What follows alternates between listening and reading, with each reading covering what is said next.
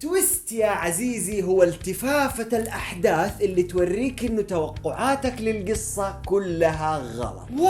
المعلومة اللي لو عرفتها حتغير طريقة استقبالك للفيلم. البطل هو نفسه الحدث غير متوقع، حقيقة مخبأة عنك طوال مدة العرض، هذا كله حلو. ففي قائمة اليوم صنفنا أفضل 10 أفلام بتويستات مجنونة، وكان التصنيف مبني على نجاح الفيلم وجوائزه، ضخامة التويست ومنطقيتها، ورأي فريق فيلمر المتواضع. فمن غير ما نضيع أي وقت، فيلمر توب 10 يعود بعد طول انقطاع بأفضل 10 أفلام حتتركك فاتح فمك.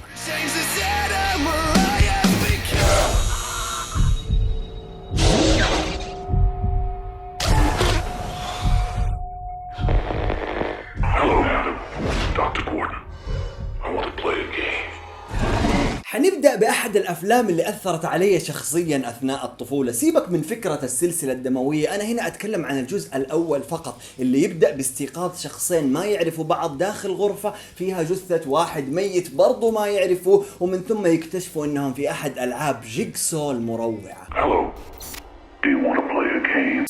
استمر ل7 أجزاء بعد الجزء الأول، والأجزاء اللي أقدر أنصحك فيها من جد هي ال3 الأولى فقط، الباقي ممكن تشوفه وقت فراغك.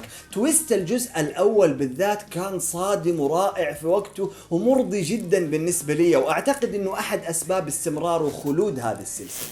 Here we have a quiet little motel, when in fact it has now become known as the scene of the crime. سايكو معانا لأنه الفيلم هذا يحمل قيمة فنية عالية في تاريخ الصور المتحركة، وخصوصا وأنه التويست حقه صادم اللعنة في 1960 وما زال يحمل قدرته على الإدهاش إلى يومنا هذا. من إخراج ألفريد هيتشكوك، أيقونة أفلام التشويق والشد الحسي، واللي أسس لكثير من مبادئ السينما اللي نشوفها في أفلامنا. I'm very proud of them, and they in turn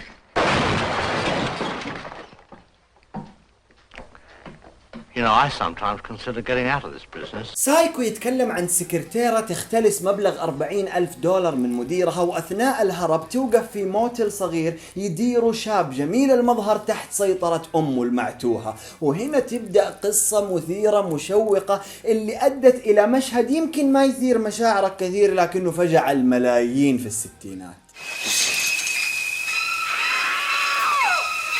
The world he finds out in the galaxy will challenge every idea you've ever had of civilization. A planet where man is the lowest order of living things, and the superior beings are apes. في 2029 رواد فضاء تتحطم مركبتهم على كوكب مجهول، القردة الناطقة هم في الجنس المهيمن. اوكي خذني على قد عقلي، الفيلم انتج في 1968 وما زالت نهايته صادمة الى يومنا هذا. انعمل منه ريميك عام 2001 بطولة مارك وولبرغ، لكني ما زلت افضل وانصحك بمشاهدة الاصلي. Man has no understanding. He can be taught a few simple tricks, nothing more. مثلا عندك رايز، دون، وور اوف ذا بلانيت اوف ذا ايبس، سلسلة افلام شخصياتها الرئيسية قردة ومع ذلك حبيناها. بلانيت اوف ذا ايبس هو فيلم خيال علمي ما له علاقة تماما بهذه السلسلة، لكن سؤالك الكوني كيف القردة هذه بدأت تتكلم، كيف الكوكب هذا شغال، هنا تكمن الحقيقة المرة.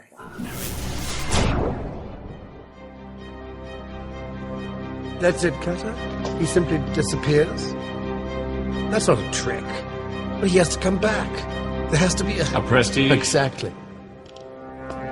تحفة كريستوفر نولان عن السحر وألعاب الخفة لازم تكون في قائمتنا. سيبك من أداءات كريستين بيل وهيو جاكمان وألوان نولان الخرافية، أنا هنا أتكلم عن حبكة في قصة يصعب على عقل بشري استيعابها من المرة الأولى. كل ما تعتقد إنه الفيلم خلص وتقوم تصفق لنولان يطلع لك بحاجة ما كانت على البال. هذا اللي أسميه سينما حقيقية. تبي تتكلم عن السحر وألعاب الخفة اللي تدهش العالم، لازم حتى فيلمك يكون مدهش. The greatest trick the devil ever pulled was convincing the world I know he's here. he didn't exist. You've got to look beyond the usual suspects. تحقيق مع الناجي الوحيد من معركة العصابة المفجعة اللي اختلفوا وبدأوا يقتلوا بعض في الفيلم الرهيب اللي بدأ بهذا المشهد الأيقونة. Number 3, step forward.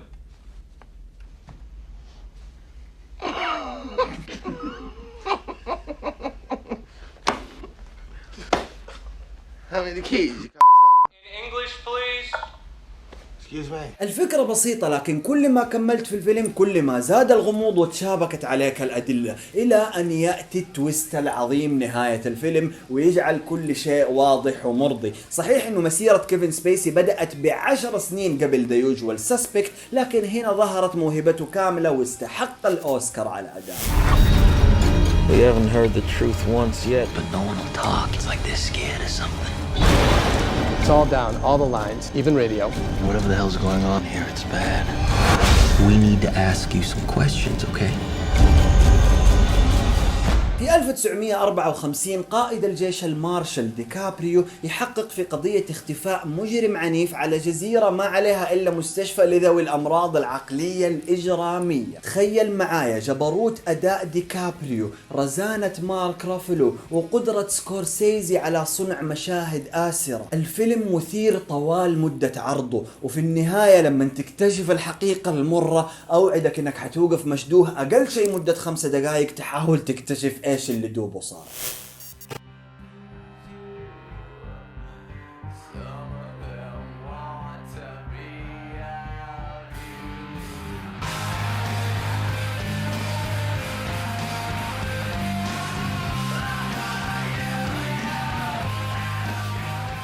بعد اختطافه وسجنه لمدة 15 سنة في غرفة وحيدا، يخرج بطلنا وهو مشحون برغبة للانتقام من المسؤولين عن سجنه. ويا للهول تبدأ ملحمة من أعظم ما قدمت السينما الكورية، جهد تمثيلي وإخراجي رائع، قصة مرتبة، ونهاية ما أدري إيش أقول عنها. ممكن البعض يسميها مقززة، مقرفة، صادمة، لكن ما حد يقدر ينكر إنه عمرك ما تقدر تتوقعها. الأمريكان حاولوا يعملوا ريميك من نفس القصة عام 2013، اللي رغم احترامي وتقديري لمخرج سبايك لي إلى أني ما أنصح فيه أبدا. تبغى تنفجع تستمتع وتنشد، روح اتفرج النسخة الكورية الأصلية لأولد بوي.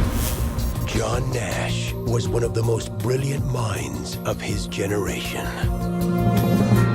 Welcome to Princeton. Who among you will be the next Einstein? Find a truly original idea. And it's the only way I will ever distinguish myself. It's the only way I will ever matter. السيرة الذاتية الملحمية لعالم الرياضيات جون ناش قدمت بصور جميلة وأداءات أجمل من راسل كرو وإد هاريس، بالإضافة لرائعة الجمال جينيفر كونيلي اللي حصلت على أوسكار من مجموع 4 حققها هذا الفيلم. You are the best natural code breaker I have ever seen. You've done your country a great service, son. والتويست نهاية الفيلم صادم ومبكي لأقصى درجة، وحقيقة إنه الفيلم مبني على شخصية حقيقية خلت التويست أشد وقعا علينا. Did you ever talk to your mom about how things are? I don't tell her things. Why not? Because she doesn't look at me like everybody else, and I don't want her to. I don't want her to know. Know what? I see dead people. قصة طبيب الأطفال النفسي بروس ويلس أثناء محاولاته لعلاج طفل مسكين يدعي إنه يقدر يشوف أشباح الميتين. وخليني أخذ هذه الفرصة عشان أقول لك إنه الطفل هذا هو نفسه الممثل في الفيلم الرائع AI، وهو نفسه أيضا من شارك مع توم هانكس في فيلم فورست جامب، طفولة حافلة، رغم إنه الآن هذا شكله. anyhow الفيلم في البداية تحسه كده دراما هادية وتصبر نفسك شويتين إلى أن تأتي الفاجعة. تويست مجنون من المخرج المجنون إم نايت شايملان اللي يعشق حاجة اسمها تويستات، أحيانا تضبط معاه وأحيانا ما تضبط، لكن ما حد يقدر ينكر إنه في The Sixth Sense قدر يصدمنا جميعا. I was stuck. No, you can't die from insomnia. I'd flip through catalogs and wonder what kind of dining set defines me as a person. Soap. I make and I sell soap. This is how I met Tyler Durden. Come on, hit me before I lose my nerve. موظف مصاب بإنسومنيا إدوارد نورتون يصاحب واحد يصنع صابون ملسوع براد بيت، ويبدأ نادي سري تحت الأرض مخصص للقتال. يكفيك إنه الفيلم هذا من إخراج العبقري ديفيد فينشر اللي بدع على مستوى الصور والحوارات.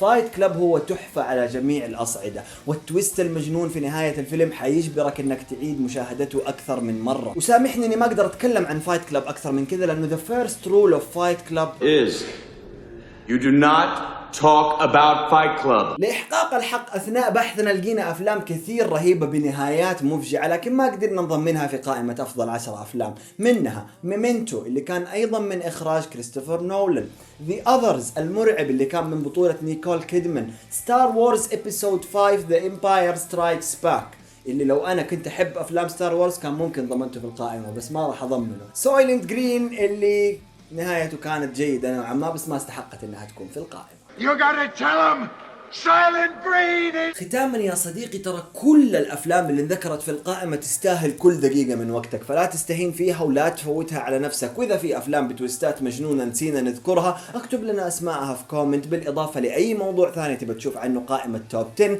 زر السبسكرايب حيخلي التواصل بيننا اسهل، حساباتنا في التواصل الاجتماعي موجودة في نهاية كل فيديو. انا تشد شعري قدام الناس وتطلعني من الفريم وانا اللي سويت منك حاجة يا كتلة المعدن والذكاء الاصطناعي القذرة. رايش بك يقول مشتغل لك على حلقة ستوب اول مور فانكشنز يا نتن، ولا اقول لك اصلا اطلع برا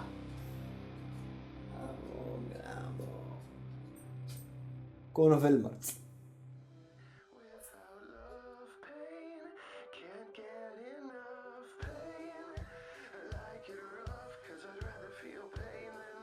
لكن ما حد يقدر ينكر انه في The Sixth Sense